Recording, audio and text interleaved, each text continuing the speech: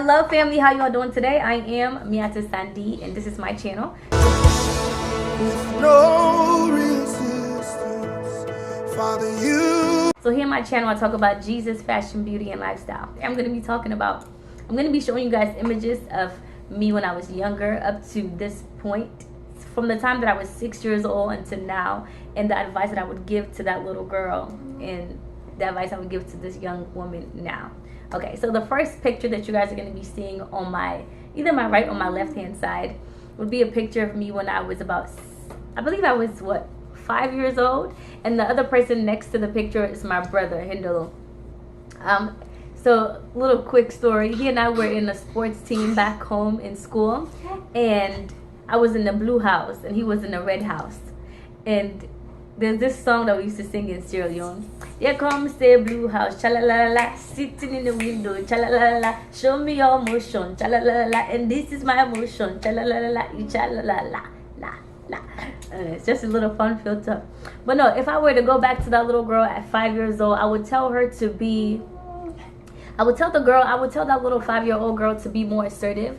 I would tell her to speak her mind more, because during that age, it was a little bit tough for me because I went through certain things that I wouldn't wish on any other little girl, topics that I don't wish to talk about right now. But I would applaud her as well. As much as that was a trying time for me at that age, at 5 years old, I would say that I was very brave. I was very brave in the fact that I endured it. Some people go through it, and some people, you would hear little girls say they committed suicide or something else happened. But I bless the Lord because I know that everything that has happened to my life from that age to now, it happened for a reason. And not everything is the most beautiful. Some stories are the most ugliest, but behind every scar, there's a story to it and a beauty to it as well. So I would tell that little girl, I'm proud of you. Thank you for being brave, and thank you for holding it together. Yes. All right, so the second picture that you guys are going to be seeing is to me and my family. So those are my twin sisters, and then that's my brother again, Hindolo, and my mother. And that's me, small but mighty, in a black blouse with the multi letters. So at that age, I believe I was 9 or 10. That's when we first came to America. So I came to America and I was 9 years old. So around in that picture, I was about 9 or 10. And during that time, I'm not a fighter, but I know that when I first came to America, it was tough for me, especially with kids at school. That was the time where I was bullied. Oh my goodness, that's where bullying started for me, and it was really tough. So like the first week of school, I made some friends, but there was this girl, I'll never forget her name. Her name was Roxana Lopez. She was a Latina, and she had long, pretty hair. So we went to the computer lab, and I was sitting there, and I sat at the computer. And then Roxana came, and she sat on my seat. And I came back, I'm like, excuse me, I need you to get up, because that's my seat. And then the girl's like, I'm not getting up. The African salon titi, me could not help it. Now I take that picking here, and Jacka come on that chair. Sorry, I'm speaking Creole. I took the girl by her hair and I yanked her off the chair, and we started fighting. That's very day, my first week of school in America, I was sentenced to the principal's office. We went to the principal's office, and he asked me what happened. And I told him I was sitting there first. Somebody came and took my spot, and I had to defend myself, and that was what I did. So that little girl, I would tell her that be sure of yourself. And don't let people define you, because that was a trying time for me. Like I said, that was where the bullying really started for me. So I would tell that little girl to keep your head up high, and that you're worth it, and your voice matters. The third image that you guys are going to be seeing, and that was like on Valentine's Day. My first babe that I ever had got me that big old teddy bear with like a bunch with the fake rose or whatever. And at that time, I thought it was the cutest thing ever. Like, oh my goodness, she gave me a rose, and that. It was cute or whatever, but let me say, a month after he and I were dating or going out, I found out that he cheated on me with his ex-girlfriend because I wasn't giving it up. No way, no way, no how. I cannot compromise. So he went and got it from somebody else who was willing to give it up. So to that young lady, I would tell her that do not compromise your morals for anything, and it's not worth it, because then I found out that he cheated. So it would have been really ridiculous for me to have even complied to the situation. Kudos to you for not compromising. And I would tell her to know her worth, because during that time when that situation happened, I was thinking to myself, was I not good enough? Was I not pretty enough? Was I not smart enough? Was I not enough? That was the question I was constantly asking myself. Like, am I not enough? So to that little girl, to that young lady, I would tell her that you are more than enough, and somebody else is gonna come by that's gonna see worth in you and gonna value you enough for them to wait.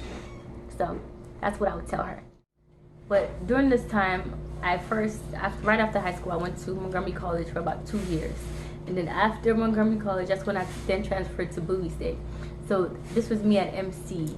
And I would say during this time, it was really me trying to figure out myself, what I wanted to do, what route I wanted to take.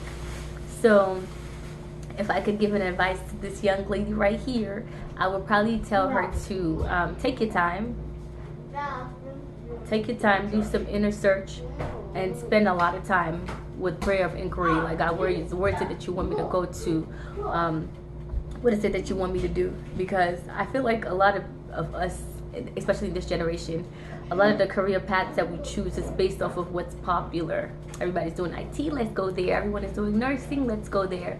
So initially, yes, I was studying to do nursing. That's what my mother wanted me to do. So I would just tell her to take your time, do prayer of inquiry, ask for divine direction, and don't do things based off of what people want you to do, or don't do things that are in demand. I say like what society places to be in demand, but rather do what's right for you and do what ultimately is pleasing to God. So that's what I'll probably tell her. All right, so moving on. The next picture I'll show you guys is, I think this was my 23rd birthday. I rounded up a couple of my friends and we went bowling. So it was really fun. It was a fun night. At 23, what was in my head? At 23, I believe I was thinking that I was grown and I knew it all. And I was having fun. I was chilling. I wasn't really doing too much. With this young lady right here, what I'll probably tell her? I'll probably tell her to keep your circle very small. Maintain your lane. Yes. And also do not get intimidated by what other people are doing, because I found myself during this time comparing myself with other people. Oh, they're there and I'm not there yet. This person has this going for them and I don't have that going for me. So I spend a lot of time doing comparison. So I would say don't compare yourself with anybody. Stay in your lane, and everything works according to God's purpose in His divine time. So that's what I'll tell her, because she was just worrying and stressing about too much things that she did not need to be stressing over. Okay. A picture of me leading worship on my old church, and oh my Lord, this was literally me breaking out of my shell, because I had a choir director named Solomon who was not playing games with me. So he would definitely push me out of my comfort zone, make me to do things that I would say, oh no, I'm not doing. So this was my maybe second or third time ministering at church, and I was really nervous. But this was a time in my life where I knew that there was a mark of distinction, that there was something, there was a purpose that God was calling me for, something bigger than I knew myself. And it's still yet to be unfolded, but this was a season where I was becoming the woman that God wanted me to be. And I'm not saying during this time everything was smooth and was perfect. No, I had some trial times. I had some bumps in the road, absolutely. But what I would tell this young lady is, I'm proud of you. I love your heart, because man, this is the time where I was actively in church. I was pursuing God with everything in me. I had just gotten to join BCF, which is Bethel Campus Fellowship, at my school, and I'm getting involved with other young youths. So it's really important to be around people who are like-minded. So that helped my spiritual life a lot. So I would tell her, to this young lady, I'm proud of you. Keep on going. Also, don't be so hard on yourself, because I was like little errors, things that I would do and I would fall, whether it was my spiritual life or whether it was just like me getting a song wrong.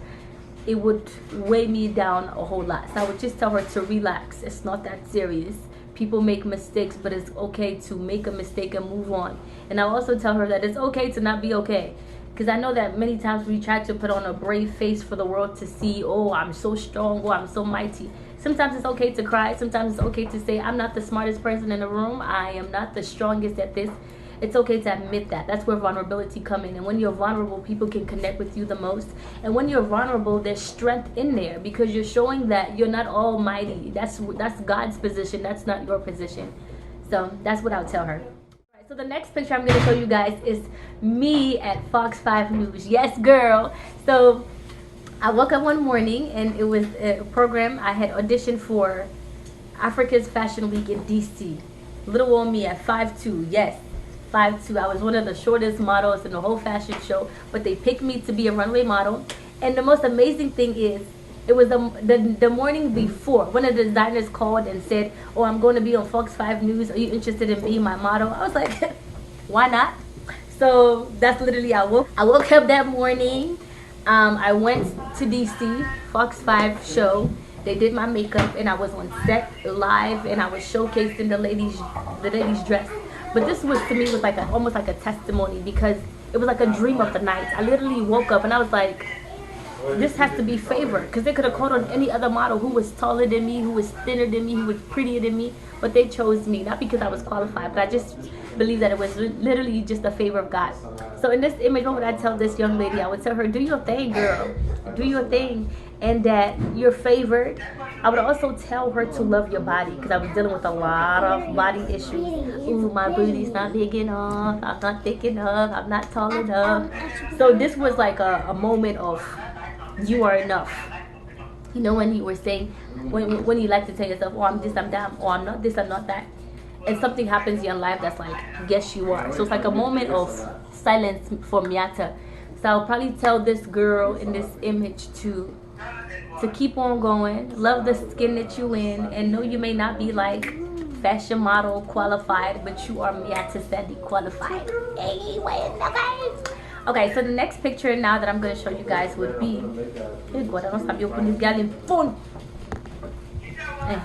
okay, so the next picture I'm going to be showing you guys is me in my big old afro, which is not long, no. And then what's the next picture? I know I talked about that picture. What's the picture after the afro? It's you and... Okay. Alright, so the next picture I'm going to be talking about was a recent picture that I did maybe a month ago. And that's to this young lady now. I would tell her that you have come a long way. I would tell young Miatta that you have come a long way and there's a calling and a purpose over your life. I will also tell Miatta to loosen up, get out of your comfort zone. Because many times I feel like I hold myself back a lot. And I'm so hard on myself, and sometimes it's okay to just step out on faith. It's okay to go after your dreams, and even sometimes when you fail, you get back up. So I would just tell Miatta to keep on pressing, keep on loving God, and walk and believe in God's divine timing, because you're going somewhere, babe. You better, yes. So this concludes my video. I want to tell you guys thank you so much for tuning in. I want to thank you for subscribing to my channel. Remember, I love you, but Jesus loves you so much more. And until next time, you have an arrival day. Bye, family.